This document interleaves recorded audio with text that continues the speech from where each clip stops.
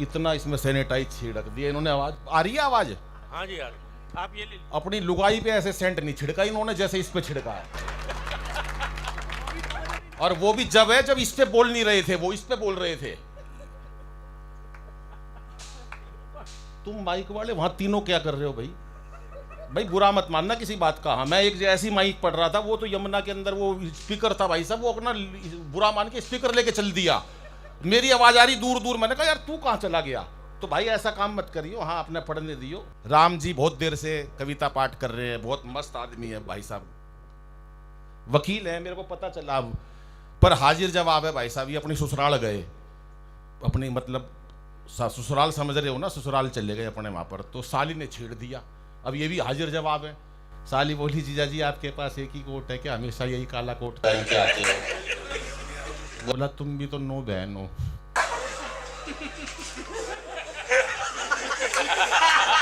हमेशा एक ही वाली भेजते हो। तालियां सब जरा जोरदार तालियां बजाओ, मस्ती की बात बता रहे हैं। मस्त लोग हैं ये राम जी भाई, बहुत बढ़िया आदमी है। अभी ये इतना क्या, ये मनवीर आया था, ये इतना चीखा इस पे, इतना, ये तो जब इसके खांसी हो रही इतनी तगड़ी। वीर रस के कवि होते हैं भाई साहब ऐसे। ये इतना बढ़िया कवि है मनवीर का कोई मुकाबला नहीं, वरना वीर रस के कवि आप देखना भाई साहब, इतनी जोर जोर से बोलेंगे और कोई मतलब तंत्र नहीं होगा उसके अंदर। जीभ खींच लो दुश्मन की। अबे और कुछ खींच ले, जीभ क्यों खींच रहा है तू? ये सब लोग मतलब ये बोलते हैं ये लोग। अच्छा झंडा गाड़ दो वहां पर, तिरंगा गाड़ दो वहां पर, दूसरे से कहेंगे ये काम करने की, खुद कभी नहीं करेंगे ये। अबे तू भी तो कुछ कर। जीभ खींच लो, झंडा गाड़ दो, ये कर दो, इंच इंच पे झंडे गाड़ देंगे पाकिस्तान तेरे। अबे इंच इंच पे झंडे, इतने डंडे कहां से लाएगा तू? मैं कायदे की बात करूंगा, मैं कोई ऐसी वैसी बात नहीं करूंगा भाई साहब। पाठक जी मैं आपको नमन करता हूं। अरे ये पाठक जी की फोटो है, कितने सुंदर पाठक जी यार, क्या फोटो तुमने यहाँ चिपकाई है यार, सोचना चाहिए। पाठक जी का व्यक्तित्व इतना बढ़िया। पाठक जी आप ये देखना क्या, चलो कोई नहीं पाठक जी, मैं आपको नमन करता हूँ। और मैं एक छोटी सी बात बता देता हूँ, अभी बता रहे थे जन्म लेने की बात, मैं 1968 में पैदा होने वाला था। यार मजाक मत समझा करो, हर बात मजाक में नहीं होती। बाबूजी मैं पैदा होने वाला था अनिल भाई, माँ लक्ष्मी जी ने विष्णु भगवान को आवाज दे ली, बोले अनिल पैदा होने जा रहा, कुछ कहना हो तो। यार ऐसे मजाक नहीं उड़ाओगे किसी। मैं पाठक जी पैदा होने जा रहा, लक्ष्मी जी ने विष्णु जी को कहा अनिल पैदा होने जा रहा, जरा कुछ कहना हो तो कह दो। विष्णु जी बोले अनिल यहाँ। मैंने कहा हाँ। मैं चरणों में नमन करा। बोले कहाँ जा रहा है? मैं धरती पे। किस लिए? मैंने कहा पैदा होने। बोले 3 बातों का ध्यान रखियो। मैं बोलो। बोले एक बार तू यहाँ जाएगा, क्या नाम है, मंच पे पढ़ने मथुरा में, तो बच के रहियो 3 लोगों से। मैंने कहा किस किस से? बोले एक तो वहां पर तेरे को महेश पाठक जी। मैंने कहा उनसे क्यों बच के रहना है? बोले एक भी बुराई मत कर दियो राहुल गांधी की। मैंने कहा थोड़ी बहुत तो करनी पड़ेगी। बोली थोड़ी बहुत की कुछ नहीं है, लेकिन ऐसे पंगा मत लेगी। और एक बच के रहियो तू कमलेश से। मैं इसमें क्या खास बात है? बोला ये बहुत बड़ा आदमी है। जैसे महाभारत के अंदर जब बहुत कुछ सीख लिया एकलव्य ने द्रोणाचार्य से, और जब वो बहुत पारंगत हो गया तो द्रोणाचार्य ने एकलव्य का अंगूठा मांग लिया था। कमलेश बहुत चतुर आदमी है। जब तू कवि सम्मेलनों में तरक्की करने लगेगा और बढ़िया कलम से लिखने लगेगा तो वो तेरा अंगूठा मांगेगा, तो तू एक काम कर, 2 अंगूठे ले जा। तो एक कमलेश को दे दियो, एक तू रख लियो। तो ये 2 अंगूठे दिखा रहा हूं मैं, एक बार तालियां बजा दो जरा जोरदार। ये सारा काम भाई साहब इनकी वजह से हुआ है। अब मैं थोड़ा सा जिक्र करता हूं, ये मैंने बड़ाई की बात कर दी है, अब मैं थोड़ा राहुल जी के बारे में बात करना चाहता हूं, है ना। वो थोड़ी बहुत कोई दिक्कत नहीं है ना? कोई दिक्कत नहीं है ना? हाँ कोई दिक्कत नहीं है। अरे सुन लो भाई, सुन के मजा आएगा तुम्हें। ऐसे कैसे पता? आप चिंता ना करो, मैं मोदी की भी करूंगा। ऐसा थोड़ी ना यार, तुम मुख्य अतिथि हैं वो हमारे, कितनी मुश्किल से तो बुलाए हमने। हमारे दिल्ली में कह रहे कोरोना कोरोना, हमारे यहाँ तो 6 साल से कोरोना है।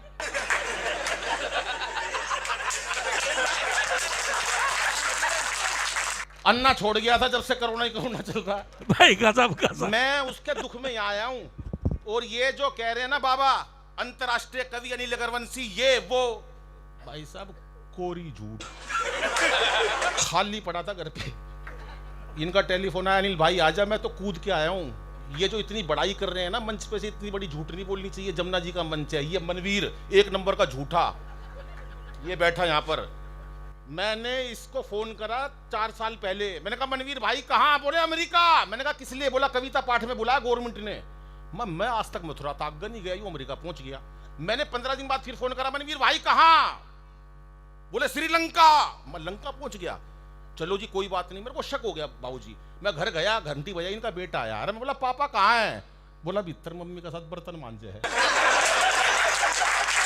वहां बर्तन मांज रहे भाई साहब। मैंने कहा पकड़ लो। मैंने वहीं से फोन करा, मैंने कहा मनवीर भाई कहाँ? बोले कनाडा। तू कहाँ? मैंने कहा दरवाजा खोल, कनाडा के बाहर खड़ा हूं। तालियां एक बार हाथ उठा के बजाएंगे तो मजा आएगा साहब। क्या बात है, बहुत मस्ती से सुन रहे हैं। ये शुरू में यहाँ 8-10 बहन जी बैठी थी। ये राम जी ने ऐसी टिप्पणी करी उनके ऊपर, पहले आदमी बनाया फिर लुगाई बनाई, अगली बुरा मान के सारी घर चली गई। ये इनकी वजह से हुआ है सारा काम। और अभी बता रहे थे मैं दारू दूरू पीता हूँ, मैं उसका समाज से आता हूँ, शराब पीता हूँ। बहुत हाजिर जवाब है। मैंने इनसे कहा शराब मत पिया करो। बोले ठीक है अनिल भाई तेरी बात पे आज मैं मानता हूँ, शराब नहीं पीऊंगा, पर मेरे को 1 दिन की छूट दे दो। मैंने कहा ठीक है। बोले 3 दिन की छूट दे दो मेरे को, उसके अलावा पूरे साल शराब नहीं पीऊंगा। मैंने कहा ठीक है। बोले एक तो दिवाली को पीऊंगा मैं चल कोई बात नहीं पी लो, त्योहार का दिन है। बोला एक होली पे पीऊंगा। मैं ठीक है। तीसरी सुनो, और सुने तो मजा आए तो ताली बजा देना। बोले भाई एक तो मैं पीऊंगा दिवाली पे, एक होली पे। और मैंने कहा तीसरा? बोला तीसरा जब मेरा मन करेगा तब पीऊंगा। ये है लोग, क्या कर लेगा कोई इनका? कोरोना क्या बिगाड़ लेगा इनका? अभी परसों मेरे पास टेलीफोन आया राम भाई का। बोला यार वो बार बार टेलीफोन बता रहा है कि कोरोना की वजह से तुम डेंजर जोन में हो। मैंने कहा डेंजर जोन में हो? देखना भाभी पास बैठी है क्या। वही बात थी भाई साहब। उसके बाद डेंजर जोन से निकली वो। और हमारे पाठक जी का तो कोई मुकाबला नहीं है भाई साहब। मैं इनको कब से जानता हूं, कितनी बड़ी झूठ बोलूं। पाठक जी शायद 50 साल के आसपास होंगे आप भी। हाँ आगे जमुना जी में कूद दूं। आगे बढ़ो, ये मरवा रहे हैं। आगे बढ़ती जाऊंगा मैं नीचे। तो मैं सच बता रहा हूं, मैं उस टाइम की बात बता रहा हूं। शायद मैं इनको, मेरी बहुत पुरानी जान पहचान है, पाठक जी का कोई मुकाबला नहीं। चलो खैर वो कोई बात नहीं। मैं आपको छंद सुनाता हूं। पहले कौन सा सुनाऊं? पक्ष में सुनाऊं विपक्ष में सुनाऊं? वो एक बच्चा परीक्षा, हमारे हरियाणा की बात बता रहा हूं। वो एक बच्चे से मास्टर जी ने पूछ लिया, बेटा कांग्रेस की स्थापना किसने करी, इसका जन्म कब हुआ? बच्चा हमारे हरियाणा का बोला, मास्टर जी मुझे नहीं पता कांग्रेस की स्थापना किसने करी, इसका जन्म कब हुआ, पर नू पता इसका नाश कौन करेगा। पाठक जी ने ताली नहीं बजाई।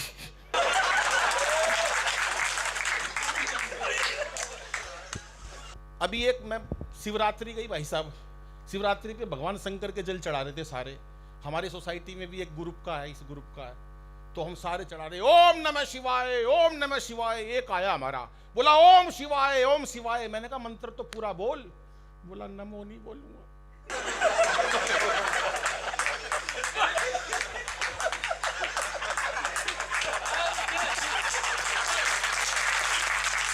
चाहे शंकर भोला नाराज हो जाए, सोनिया माता नाराज नहीं होनी चाहिए।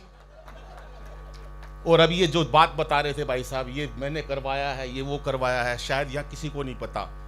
इतने बड़े मंच पे बुलाया है, कोई छोटा मोटा कवि नहीं हूं। ये है मनवीर, इसके मन में वीर रस जागता भाई साहब, जागा इसके मन में। ये घर गया, बोला सत्ता मेरे हाथ में सौंप दो, हालात बदल दूंगा। लुगाई ने एक कान पे दिया, बोली पहले पजामा बदल, क्या सुबह से उल्टा पहना हुआ। कोई नहीं सुनता भाई साहब आजकल किसी की, सब मस्ती का जीवन चल रहा है। और हमारे को तो मैं बता रहा, पाठक जी इतने दिन से जानते भाई साहब। मैंने पिछले दिनों मर्सिडीज ली है, मर्सिडीज कार ली है, मैंने ली है। तो मैं खरीदी है, मतलब खरीदी है मैंने, बहुत महंगी कार खरीदी है जी। तो मैं जब कार की डिलीवरी लेने गया, मर्सिडीज लेने गया, तो उसने देने से मना कर दिया। मैंने कहा क्यों? मैंने कहा सारे पैसे वैसे दे दिए यार, वापस दे दे अभी। बोला जी गलती से 5,000 रुपये कम रह गए, ये जमा करा दो। अरे मैंने कहा सारे चेक दे दिए, 5,000 में क्या फर्क पड़ रहा है? बोला नहीं जी हमारी कंपनी का रूल है, 5,000 रुपये जब तक नहीं दोगे जब तक मिलेगी नहीं। अब 50 लाख की गाड़ी में बाहर आया, पाठक जी घूमते हुए मिल रहे। मैं नमस्ते पाठक जी। अरे अनिल भाई तुम कैसे? मैंने कहा कुछ नहीं, 5,000 देना जरा। बोले क्या करेगा? मैंने कहा मर्सिडीज लानी है। बोले नहीं 10,000 लेक मेरी भी ले आइयो। मस्त लोग हैं, मस्त। लेकिन 4 पंक्तियां पहले अपनी बेटियों के लिए कहना चाहूंगा। मुझे 1-2 महिलाएं बहनें अपनी दिख रही हैं, उनके लिए कहना चाहूंगा कि इसे बेटा बना पालो तो इतिहास छू लेगी। आजकल गर्भ में बेटियों को मार देते हैं साहब। हंसी करूंगा तो कहीं ना कहीं आपको प्रेरणा की बात भी दूंगा कि इसे बेटा बना पालो तो इतिहास छू लेगी। करो विश्वास बेटी पर तो ये विश्वास छू लेगी। कभी जीवन में बेटी को नजरअंदाज मत करना। जरा से पंख खोलोगे तो ये आकाश छू लेगी। जरा से पंख खोलोगे तो ये आकाश छू लेगी। खुश हो गई दोनों बहन जी। लेकिन हमारे हरियाणा की लुगाई इतनी देर चुप बिठा दो तो खड़ा नाश हो जाए। भाई साहब ये तो पता नहीं इतनी खामोशी से कैसे सुन रही है। लेडीज भाई लुगाई चुप नहीं बैठ सकती इतनी देर जितनी देर ये दोनों बहन जी बैठी है। मैं देख रहा हूं बात ही नहीं कर रही है। वो 2 महिलाएं इतनी बात करती थी आपस में, 20 साल तक एक कमरे में बंद कर दिया। बोला कर लो जितनी बात करनी है, मर लो तुम, कर लो। 20 साल बाद जब रिहा किया गया तो एक महिला दूसरी से बोली अच्छा बहन बाकी बात टेलीफोन पे करेंगे। 20 साल तक भी अगले भरा नहीं पेट।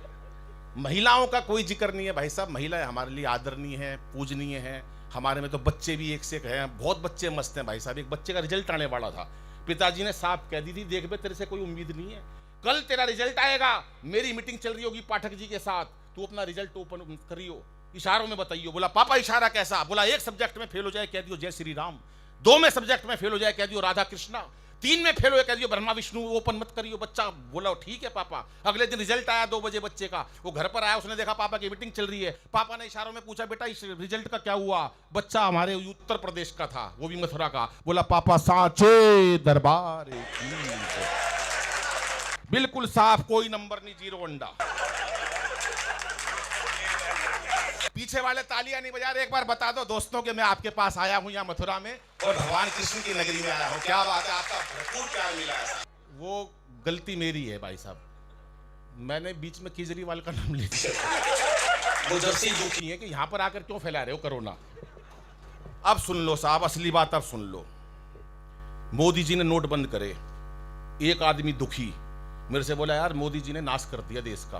अब आप खुश हो ना, देखो अब ताली नहीं बजाएंगे ना बस पाठक जी, मेरा फिर हौसला टूट जाएगा। मैं बहुत मैं भावुक वन का व्यक्ति हूं, ऐसे मत करना बिल्कुल भी। ये बैठे हैं ना, इनको कुछ नहीं। बाबूजी मोदी जी का हर 15 दिन बाद जब भी देश पे कोई समस्या पड़ती है, बंदर भी पूरी पूछ का नहीं आया। अब सुन लो बाबूजी कि क्या पता था रातों रात हो जाएगी ऐसी बात। बंदा बोला मेरे से, बोला यार ऐसी तैसी कोई नोट बंद हो गए। आज देश के अंदर सर्जिकल स्ट्राइक हुई पहली, किसकी वजह से? बाबूजी मेरी वजह से योगेंद्र जी। क्यों? मोदी जी का जब भी कोई देश पे संकट आता है उनका मेरे पास टेलीफोन आ जाता है, अनिल भाई क्या करना है। और मैं कभी मना नहीं करी आज तक उनको जिंदगी में। जब भी उनका फोन आया मैंने हमेशा अटेंड करा है। अभी पीछे अपनी वो दिखा रहे थे, मैं गुजरात का, सरदार पटेल भाई गुजरात के, अंबानी गुजरात के, अमित शाह गुजरात के। मेरे को गुस्सा आ गया। मैं बोला आसाराम बापू कौन सा बयानी का है?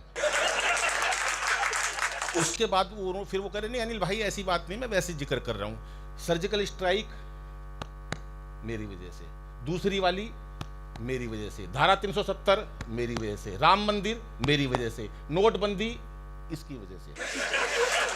तब बता रहा हूं, एक आदमी दुखी बोला नोटबंदी हो गई। मैंने कहा फिर क्या हुआ? बोला एक बार मोदी जी मिल जाए तो कहना चाहूंगा। मैंने कहा क्या कहेगा? सुनिएगा साहब कि क्या पता था रातों रात हो जाएगी ऐसी बात, एक फरमान से ही सड़क पे ला दोगे, और हमें क्या पता थी ऐसी कड़क बनेगी चाय, एक घूंट में ही सारी जीभ को जला दोगे। कि जियो मेरे लाल की आशीष अंबानी के लिए जियो। क्या बात है, ताली बजाएंगे। क्या बात है। कि जियो मेरे लाल की आशीष अंबानी के लिए, बाकियों को चाय वाली केतली थमा दोगे। और अब तालियां उठाना साहब कि बाकियों को चाय वाली केतली थमा दोगे और आपने लुगाई छोड़ी, देश का कसूर क्या है, लगता है धीरे धीरे सबकी छुड़ा दोगे। क्या बात है साहब, क्या बात है। पाठक जी का तो सफल हो गया कवि सम्मेलन। अब ये 15 दिन तक जिस जोश में रहेंगे कि अनिल भाई आया था, मेरे को बहुत प्रसन्नता हुई साहब। लेकिन आगे भी सुन लो, अभी खुश होने की ज्यादा जरूरत नहीं है क्योंकि अभी राहुल भाई की बात करनी है मेरे को। हमारे विनोद भाई का कोई मुकाबला नहीं, इतना सहज व्यक्ति मैंने नहीं देखा। मैं आया, बोले अनिल भाई क्या लेगा, मैंने कहा कॉफी पी लेते हैं। दोनों कॉफी पीने लगे, इनकी कॉफी में मक्खी। मैं बोला भाई साहब आपकी कॉफी में मक्खी पड़ी है। बोला पड़ी रहने दे साली, कितना पी लेगी। सारी कॉफी खींच गए भाई साहब, एक बूंद नहीं छोड़ी। इतना मस्त आदमी मिलते नहीं है जल्दी से।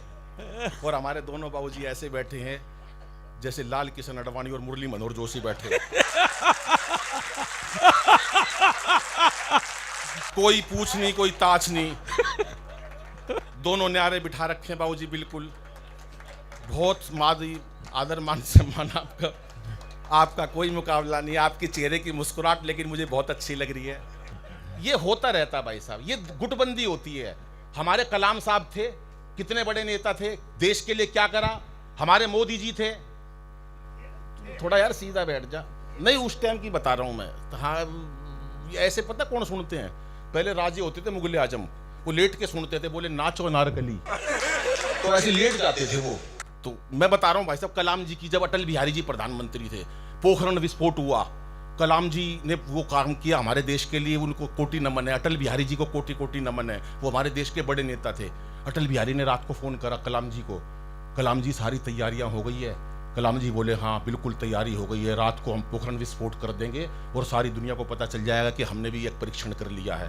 बोले किसी, लेकिन वो बोले सब बात गुप्त रहनी चाहिए। कलाम जी बोले अटल जी से कोई ये लीक नहीं होनी चाहिए। अटल जी बोले लीक कहां से होगी, ना तेरा ब्याह होया ना मेरा ब्याह होया।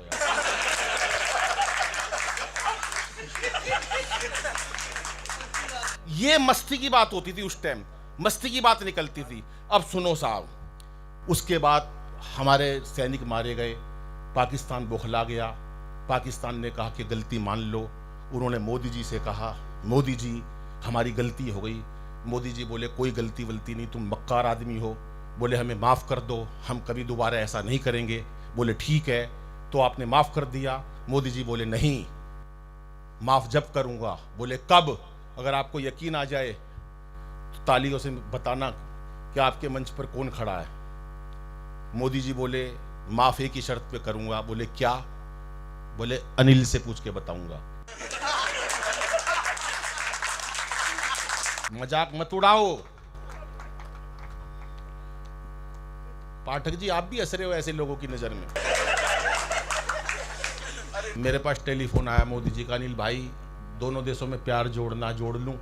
मैंने कहा हाँ जोड़ लो। बोले कोई नुकसान? मैंने कहा नहीं फायदा ही होगा। बोले क्या? मैंने कहा देश को फायदा होगा, कभी नुकसान नहीं होगा। बोले कैसे? मैंने कहा उनको 4 पंक्ति सुना देना। अब इन पंक्तियों पर आपको थोड़ा सा धैर्य रखना पड़ेगा, बाकी पब्लिक बहुत ताली बजाएगी, आपको थोड़ा सोचना पड़ेगा, लेकिन आप बजाओगे तो मुझे अच्छा लगेगा। सारे लोग तैयार रहना, पाठक जी के स्वागत में ताली बजानी है हमारे को। मैंने उनको 4 पंक्ति दी मोदी जी को। मैंने कहा मोदी जी 4 पंक्ति सुना देना पाकिस्तान को और दोनों देशों में प्यार जोड़ लो, लड़ाई में कुछ नहीं रखा। बोले तेरे पास क्या इलाज है? मैंने कहा मेरे पास बहुत बढ़िया इलाज है, प्यार भी बढ़ेगा और एकता भी बढ़ेगी। बोले तेरे पास कैसा इलाज है? मैंने कहा मैं सुनाता हूँ, सुनिए 4 पंक्ति कि जो भी है तकरार की बातें दिल से सभी भुला देंगे, जो भी है तकरार की बातें दिल से सभी भुला देंगे और पाक से दुल्हन आते ही सारा कश्मीर सजा देंगे। और सुन ले पाकिस्तान, प्यार का यही रास्ता बाकी है, तुम अच्छी सी लड़की देखो, हम राहुल गांधी ब्याह देंगे। क्या बात है, ये अच्छी बात है। राहुल का ब्याह सारे राजी है, बाकी से टाड़ो हो गया। क्या बात है सर, प्रणाम सर, प्रणाम सर, प्रणाम सर, बाजी। आइए दोस्तों सुनो, आपको 4 पंक्तियां देता हूं, सीधी सीधी एक कविता सुनाता हूं मैं हास्य की। एक हास्य की कविता सुनिए साहब, जो कविता पूरे देश में वायरल हुई, मस्ती की कविता सुनाता हूं। अच्छा हमारे हरियाणा में क्या होता है भाई साहब, बच्चे बड़े मस्त होते हैं आजकल। बच्चे पढ़ाइयाँ कर रहे हैं, बड़े परेशान होते हैं, ये है वो, टेंशन रहती है। टेंशन कभी रखनी नहीं चाहिए भाई साहब। टेंशन किस बात की रखो?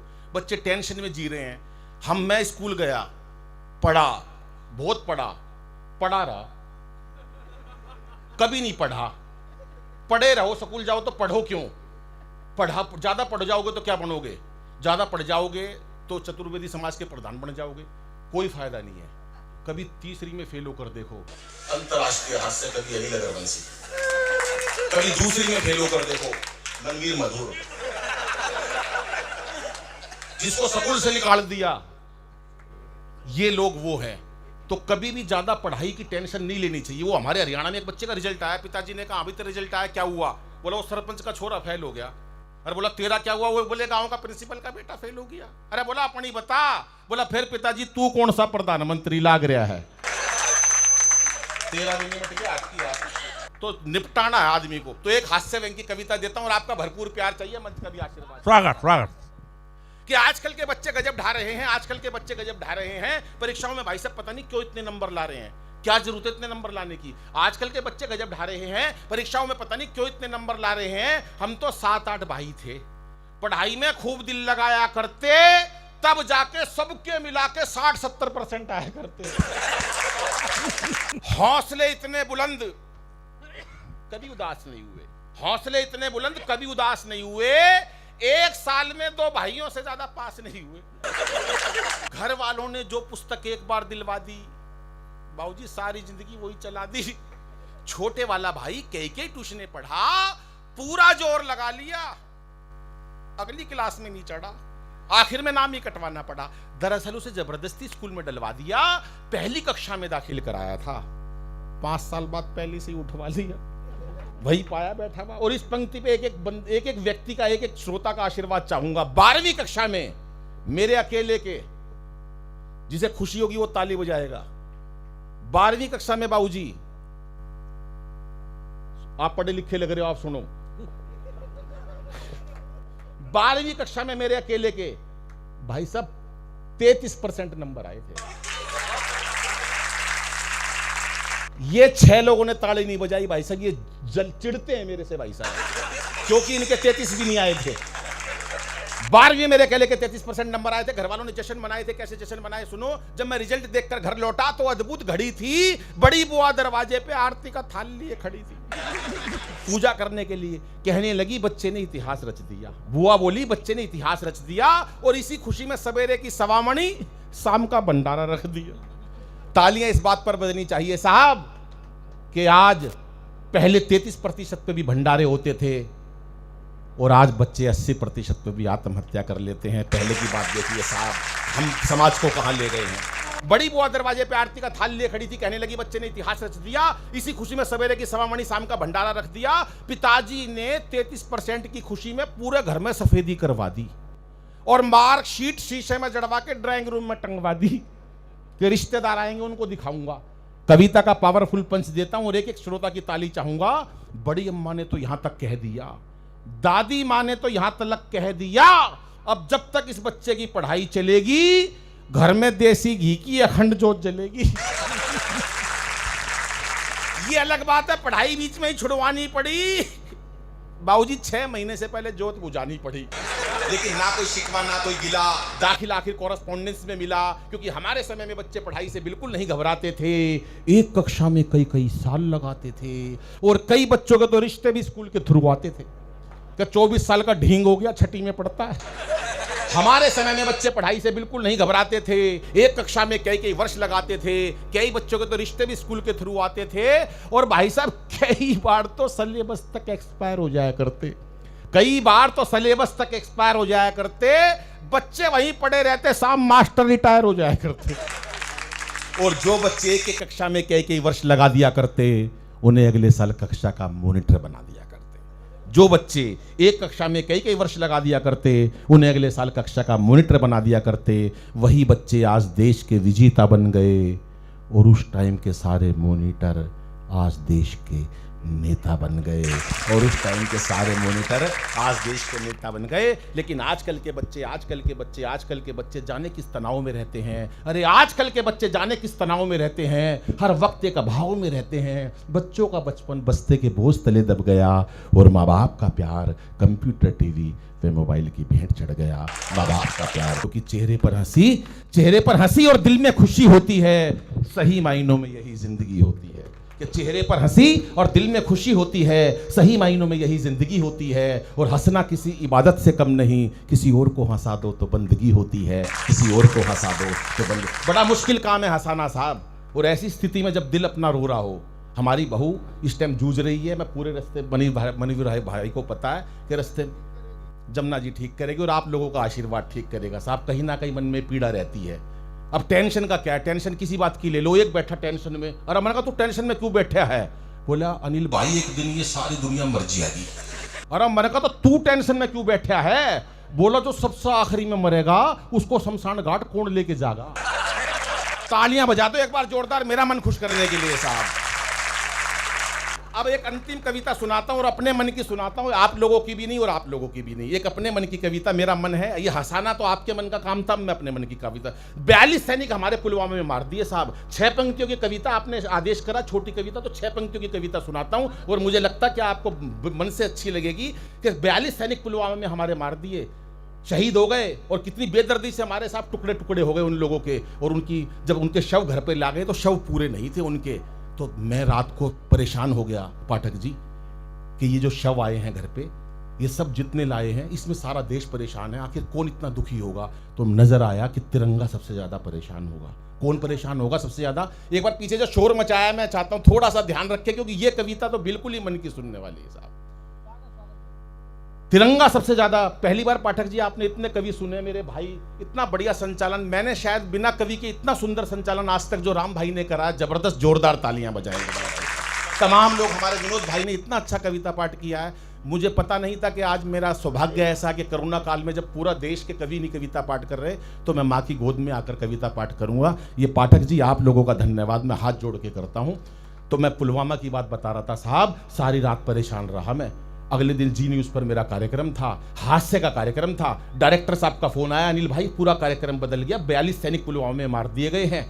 आपको कल जो संचालन करना है जीटीवी पर, वो करना है वीर रस के लिए, और वो करना हमारे वीरों के लिए। अब वीर रस मेरे को कुछ ऐसा नहीं है, लेकिन संवेदना का कवि हूँ। रात को मन में आया सबसे ज़्यादा परेशान कौन होगा, तो मन में आया कि सबसे ज़्यादा दुखी तिरंगा होगा, क्योंकि वो शव में लिपट लिपट कर जाएगा, और जब घर पर लोगों को देखेगा उनके, तो उसके दिल पर क्या बीतेगी। तो तिरंगा अपनी बात किससे कहेगा? तिरंगा अपनी बात कहेगा माँ भारती के चरणों में, क्योंकि इतना महान कोई है ही नहीं जो तिरंगे से महान हो। वो किससे कहेगा? तो कहेगा माँ भारती के चरणों में जाके। तो सुनिएगा साहब, 6 पंक्ति की कविता है। एक एक व्यक्ति का ध्यान चाहूंगा। जितनी तालियां आपने अभी तक बजाई हैं मेरे कविता पाठ पे, मैं चाहता हूं उससे ज्यादा इस पवित्र मंच पर उन शहीदों के चरणों में बजे। सुनिएगा साहब कि भारत माता के चरणों में कह के मन की बात तिरंगा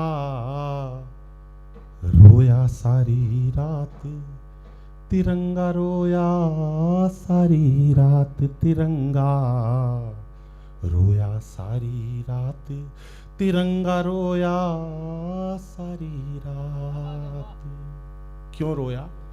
माता भारती के चरणों में कि माँ मैं इतना क्यों रो रहा हूँ कि जब मैं कल शव में लिपट कर जाऊँगा तो शव तो है ही नहीं, टुकड़े हैं, तो मैं जब उनको घर वालों को देखूंगा तो मेरे दिल पर क्या गुजरेगी कि पत्थर सी मूरत सी बनकर, पत्थर की मूरत सी बनकर मैया जब नहीं बोलेगी, पत्थर की मूरत सी बनकर मैया जब नहीं बोलेगी, मेहंदी जिसकी सूख न पाई वो घूंघट में ही रो लेगी, नन्ही आंखें जब पापा को चारों ओर टटोलेगी, नन्ही आंखें जब पापा को चारों ओर टटोलेगी, तो कैसे काबू में रख पाऊंगा अपने जज्बात तिरंगा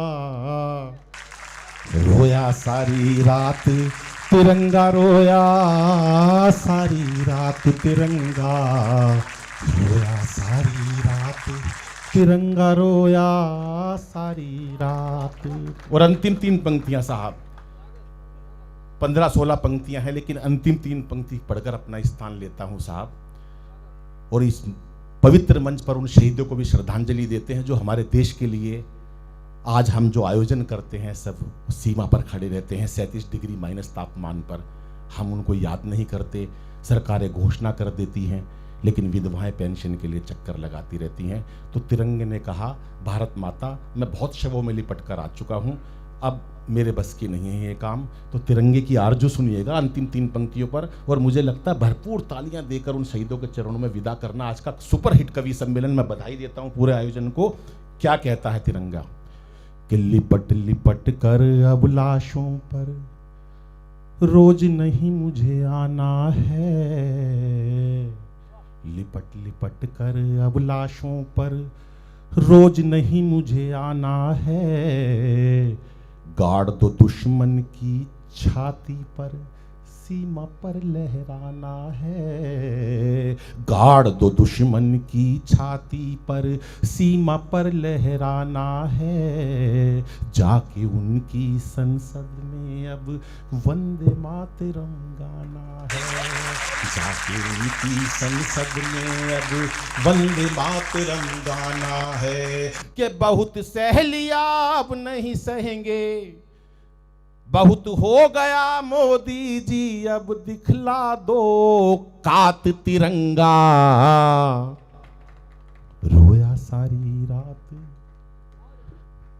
तिरंगा, रोया सारी रात तिरंगा, रोया सारी रात तिरंगा, रोया सारी रात। भारत माता के चरणों में कह के मन की बात तिरंगा। धन्यवाद, नमस्कार।